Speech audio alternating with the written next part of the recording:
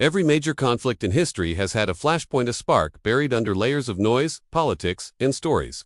But today's oil war didn't start with tanks, sanctions, or speeches on TV. It began quietly. It began with clauses most people never read, with agreements signed behind closed doors, with the fine print that reshaped the global balance of power long before the headlines caught up. Once you see these clauses, you can't unsee them. They connect every decision, every market move, and every crisis that feels, on the surface, completely random. The world has been taught that oil wars begin with ideology or territory. But that's a myth. The truth is much colder and far more methodical. Oil wars begin with control over currency, control over settlement, control over the invisible rules that decide how nations trade energy. And for almost 50 years, one rule dominated them all. Oil had to be priced in US dollars. This single rule created a financial ecosystem so powerful, so deeply embedded, that entire generations took it for granted. The petrodollar wasn't just an arrangement, it was a global order. And today, that order is unraveling. Not through open revolt, but through subtle rewrites of contracts that look harmless at first. To understand how we got here, we have to go back to a moment that feels almost insignificant now, the 1973 oil embargo. The United States was desperate to stabilize its currency after abandoning the gold standard. Saudi Arabia was desperate to stabilize the price of oil. A deal was struck. It wasn't announced with a big ceremony, but it was carved into the financial architecture of the world. Saudi Arabia would sell its oil exclusively in dollars. In exchange, the US would protect the kingdom militarily and economically. That's the story everyone knows.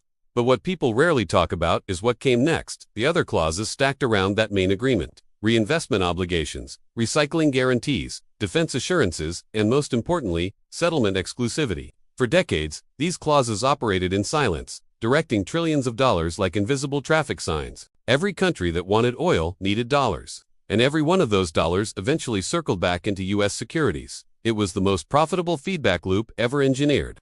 And then, almost without warning, a new set of clauses began appearing, this time from China.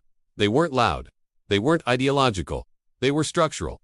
A pricing condition here, a settlement alternative there, a quiet adjustment to yuan convertibility, a discrete gold exchange mechanism added to an energy contract. None of these changes made the news, but they were noticed by the people who understand what small clauses can become over time. Before long, China wasn't asking oil exporters to sell in yuan. It was incentivizing them to. That's how power shifts begin. Not with sudden demands, but with gradual sweetening of the deal.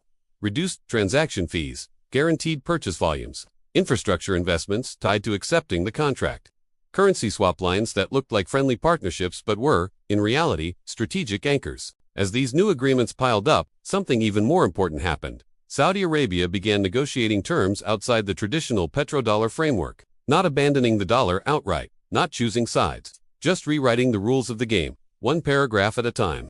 This is the moment analysts would later point to and say, the system was already changing, we just didn't see it.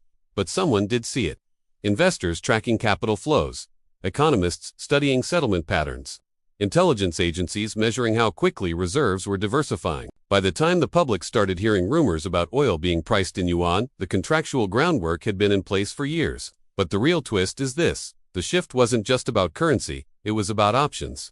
For the first time in half a century, oil exporters were no longer locked into one settlement mechanism. They had alternatives. And alternatives are dangerous to any system built on exclusivity. If the dollar was the only highway for 50 years, China was quietly building a second one right alongside it. And once a second highway exists, even if it's smaller, the original monopoly is gone forever. What made this so destabilizing was unto the volume of oil traded in yuan, which is still modest by historical standards. It was the symbolism, the admission that the petrodollar was no longer sacred, that the insurance policy behind an American military protection was no longer enough leverage, that energy producers were tired of being trapped in a monetary structure that limited their alliances and exposed their reserves to geopolitical retaliation. Then came the event that accelerated everything: the freezing of Russian reserves in 2022. Overnight, the world saw that dollar reserves were not just financial assets, they were tools of state power. That single action did more to push nations away from dollar dependency than any speech or military operation ever could. It wasn't the dollar that changed, it was the perception of risk associated with holding it. And so, a new kind of clause began appearing in contracts: currency diversification safeguards, dual settlement options, emergency convertibility guarantees. These were warning signs, not of collapse, but of a rebalancing. People often imagine global shifts as explosive, dramatic episodes, but in reality, they begin with paperwork. A new line in an energy contract, a revised settlement timeline, a currency hedge added as a precaution.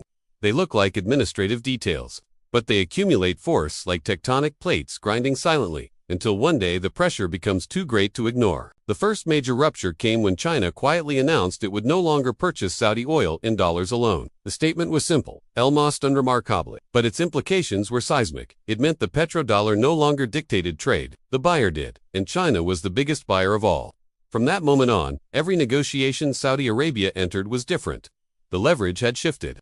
The exclusivity clause that once underpinned the entire system was effectively gone. It's here that the new oil war began.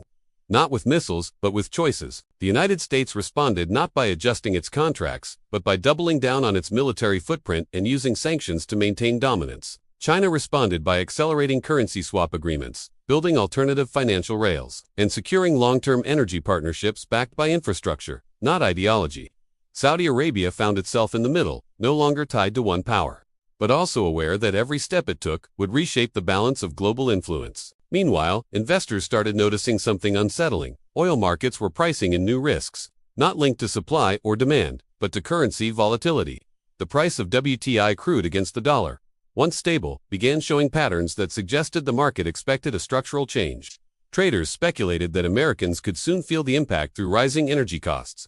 Economists warned that the dollar's reserve status was not guaranteed. Some predicted a gradual decline in U.S. living standards. Others dismissed these fears as exaggerated. But underneath the debate, the contractual machinery kept shifting. And that brings us to the heart of it, all the secret clauses. The ones being added right now. The ones shaping the future without making headlines. Clauses that determine which currency backs settlement risk. Clauses that allow oil exporters to switch currencies if sanctions are imposed. Clauses that tie infrastructure funding to long-term supply guarantees. Clauses that appear economic but are deeply geopolitical. Clauses that anticipate a world where no single currency dominates the energy trade. Why are these clauses so powerful? Because they rewrite incentives. A country doesn't need to fully abandon the dollar to weaken it. It only needs the option not to use it.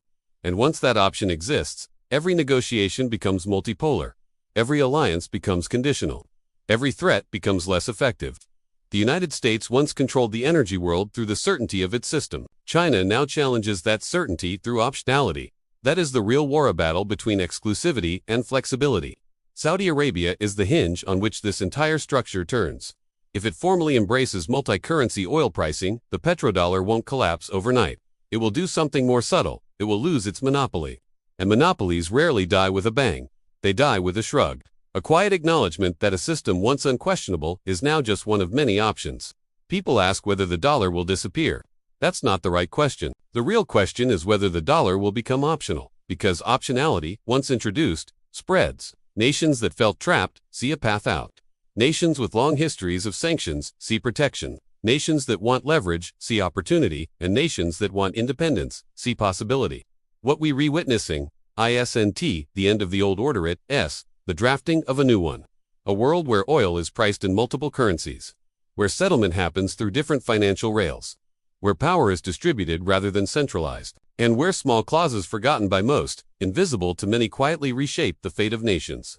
The headlines will always show the surface, the speeches, the diplomatic visits, the military maneuvers, but the real story is written in the paperwork, drafted at quiet desks in rooms most of us will never enter.